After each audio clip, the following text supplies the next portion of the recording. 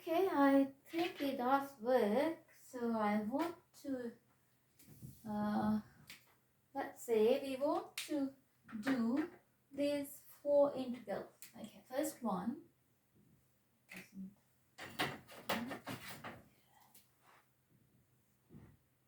E to the minus x dx.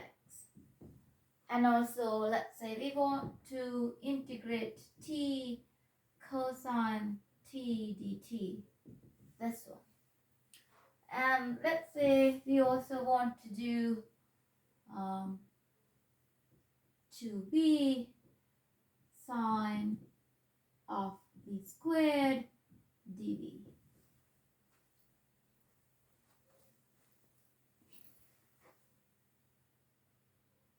Yes, I have more space there.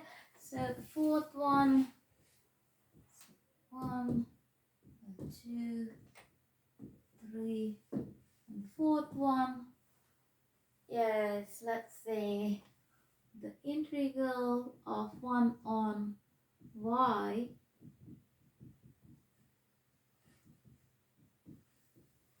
one, it's a quotient. That's the fourth one. Okay. Now, how do we approach them? Okay, let's start with the first one. Let's look at the first one, e to the minus x.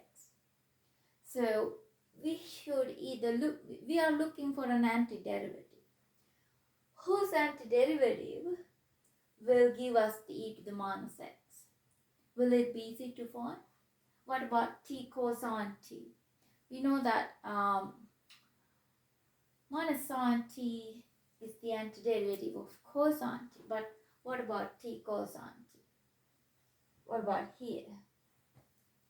Okay, so let's again get back to the first one, e to the minus x. So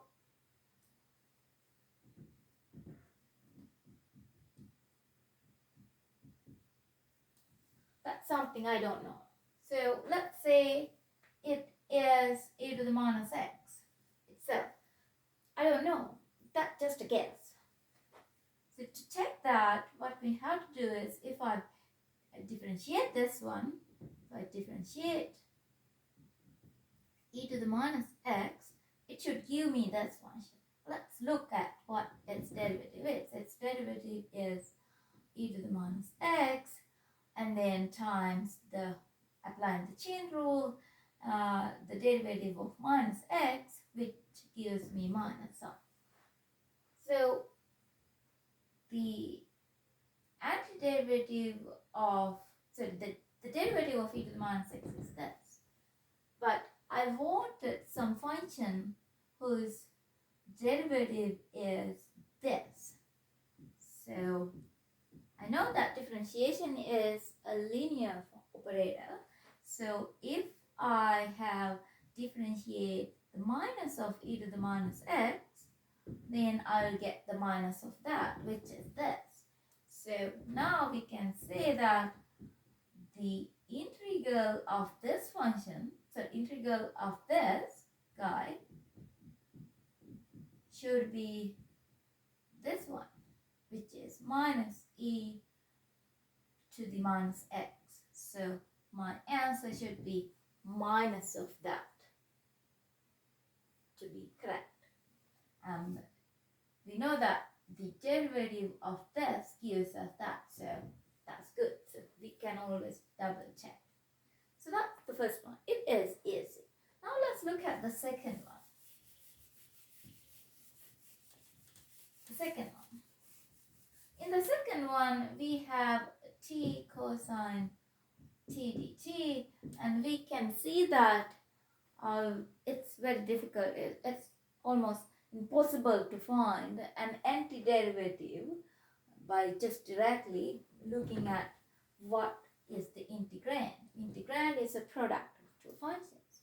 So in that case, we can, I always try to follow this approach. First, simplify using the rules that we know in algebra. The second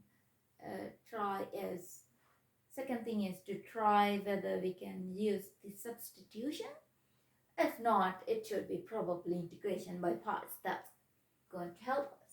We cannot simplify this further, and substitution method doesn't look a good fit method for this one. So that means we have to probably go and do the integration by parts. So integration by parts. How does it work?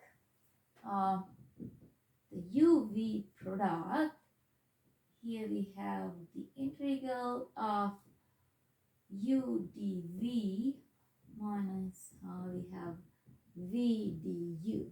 Okay. So the idea, so this is the product, and if we have limits, let's say from a to b, then that is the product evaluated at the limits. And this is another integral evaluated at the same limits. So the idea is to simplify this integral into something simpler that we can integrate. That means we have to identify the u and dv such that it makes this thing more simpler. So we have u and dv to select. I can select t as the u or the cosine t as the u. I have two choices, but which one works?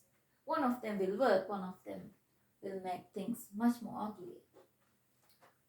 I know that when I differentiate t, it gets 1.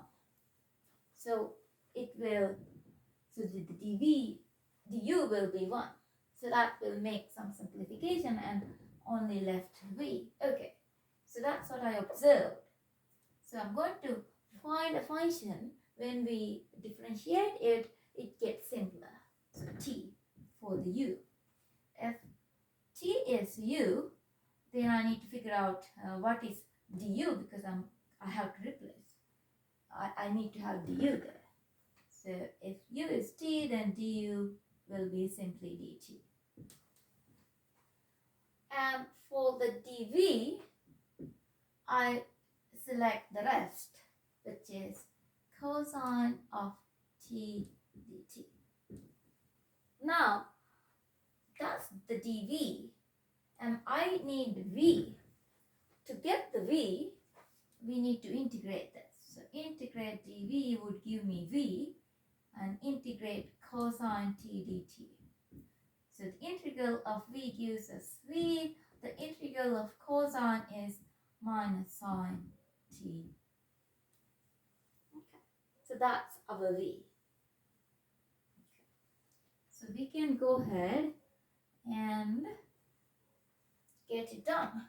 So t cosine t dt, we identify t as the u, cosine t dt as the dv. Now I need the product u and v, so my u is t and our v is negative sine t. So that's u and this is v. Okay. So I'm writing this down to make it clear for you, to make it clear. And then we have minus sign here, and then the next integral is of v, which is negative of sine t, and du is dt.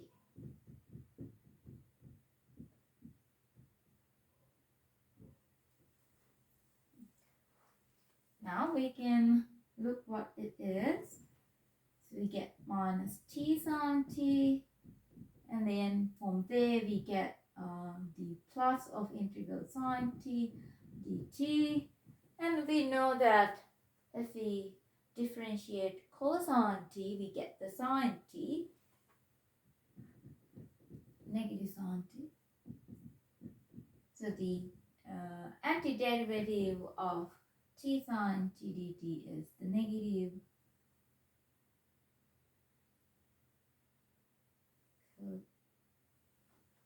cosine t. Is it negative or positive? Let me check. I know the derivative of cosine t is negative sine t. The derivative of sine t is the cosine t.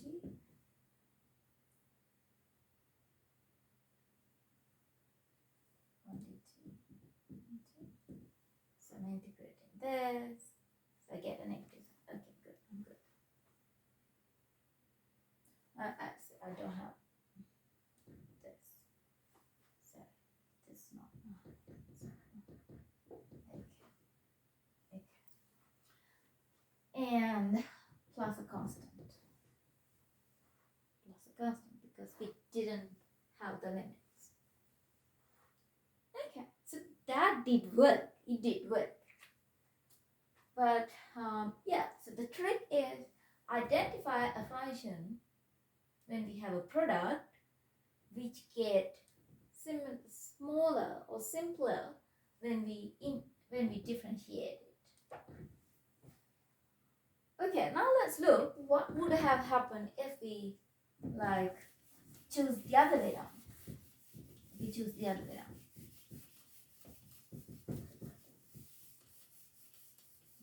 Okay. I'll choose the red one.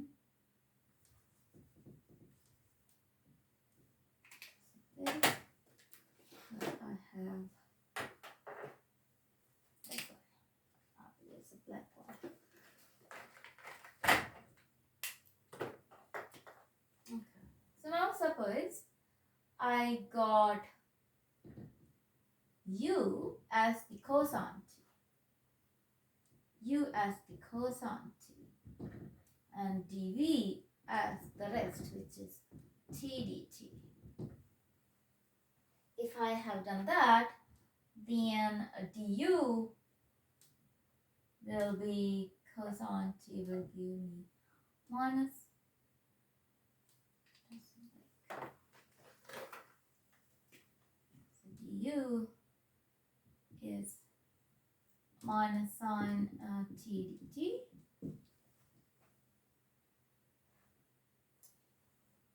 dv I have selected as t dt.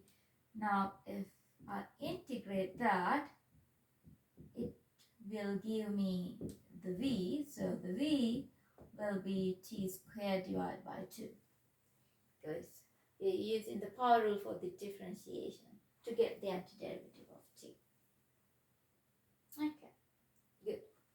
Now again, let's try to do and see what happens. So we had t cosine t dt. Let me write the other way around. Cosine t. So I have chosen cosine t as the u, t dt as the du. I need to have the product u and v. The u is cosine t. The v is t squared divided by 2. And then subtract integral of v, which is t squared on 2 times du. Du is sine t dt. Look what happened. Look what happened.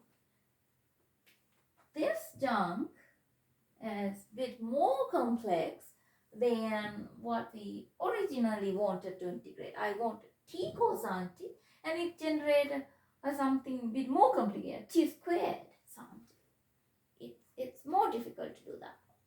It didn't simplify things, but it make it more complex. So no, this is not the right method. This is not the right way to do. You should have used the other way around. So the trick is try to identify a function when we have a product such that it gives, when we differentiate it, it make things simpler or stay the same. Because sometimes we can make some rearrangement of terms and get it done. Okay, so we did the second one through the integration by parts. And now let's see the third one.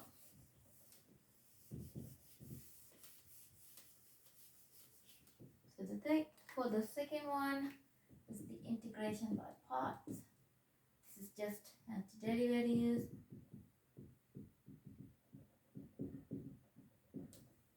And now we are in the third one. I need to integrate 2v sine of v squared dv. Now, we know how to integrate sine. We have a product here, v and sine, but the troublemaker is the v squared. We don't know how to integrate sine v squared. It is very difficult to find out an antiderivative for sine v squared. You know, the derivative of cosine is negative sine, but whose derivative give me sine v squared? Very tough. But whenever we have such a thing, right, like, so if we have done the differentiation here, instead of integration, we have to apply the chain rule, remember? So whenever we see things like applying chain rule in differentiation words, then perhaps we can try the substitution method. That means I'm going to rewrite the entire integral. Let's say I want to do it from a to b, okay, as a limit, with the limit. Entire integral into a new variable. So the target is to make it simpler and doable. Okay. So let's substitute u for the v squared, because we see that the v squared is the one who makes trouble here. He's the troublemaker. Now I'm going to replace everything in v in terms of u. So if I do that, I need to figure out what happened to the dv, the small element. What will happen to the a and b, the limits. So du will be the derivative of that. Very simple, the power rule 2v dv. And as v goes to a, if v is a, then u goes to a squared, because u is simply v squared. And when v goes to b, then u goes to b squared. Therefore, whenever we are rewriting this in terms of u, the limit should be from a squared to b squared. So I'll do that part first. That's easier. A squared to b squared now. And for the sine v squared, we can write sine of u, and du is the 2v dv. And look here, we have the product 2v dv. So that gets replaced by du. Look, that's very simple. We know whose antiderivative gives us the sine. So we know that the derivative of sine, that again the derivative of sine is cosine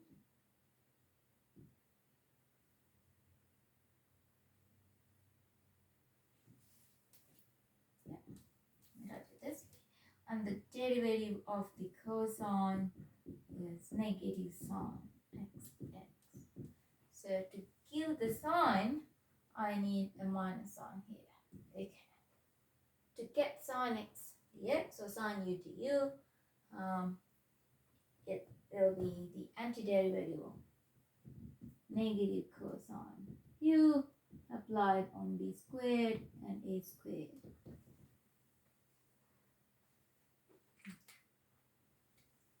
Or negative of cosine b squared minus cosine of a squared.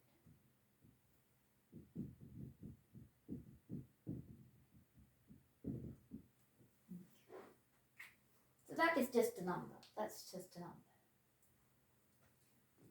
So whenever we sort of like see chain rule kind of thing is useful when we are differentiating it somehow, then the substitution would work in the integration. Okay.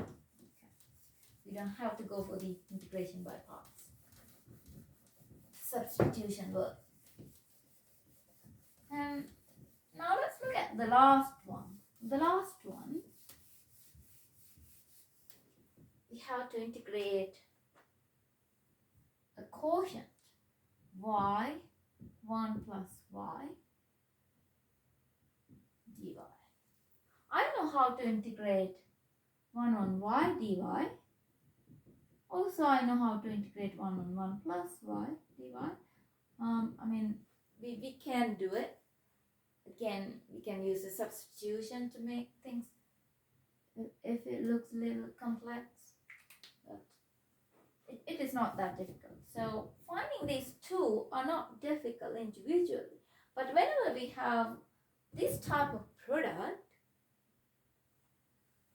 that means we have a product of algebraic terms downstairs in the denominator, and some y terms can also be there in the numerator. Anyway, so whenever we have such a thing, we're trying to simplify this. But you would say this is the simplest form in it. Okay, in that case, look for alternative way of writing it down. The trick is use the method of partial fractions.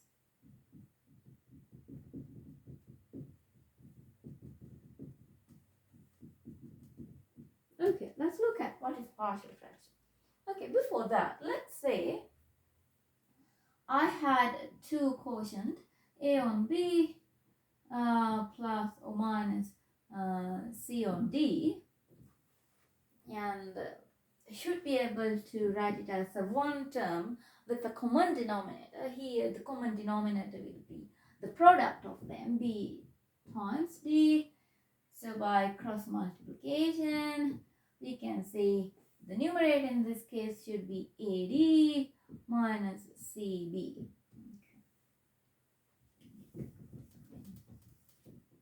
Remove the arrows to make it simple. Okay, now in mathematics, what we usually do is we usually see patterns.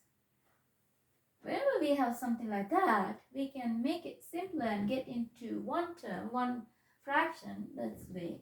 And also, we can go this way or we can go this way.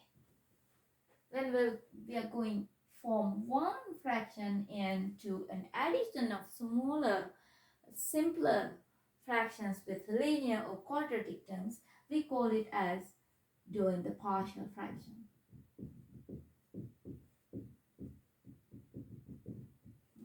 Partial fraction.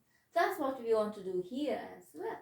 So, I want to figure out how 1 on y times 1 plus y can be written down as 1 on y and 1 on y plus, so 1 plus y.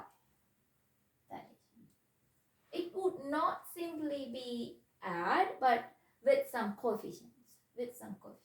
So let me call the coefficient here is a, the coefficient here is b, and a and b are unknown at the moment, and we need to figure out their values. How do we do that? Again, this we can write as a single term with y times 1 plus y as the common denominator. If we do that, we have to cross multiply. So a get multiplied with 1 plus y and b get multiplied with y. Now, the denominators are obviously the same, and all we need to do now is figure out the values of a and b by just looking at how our numerators looks like. So in the left hand side, I have 1 in the numerator. In the right hand side, let's expand.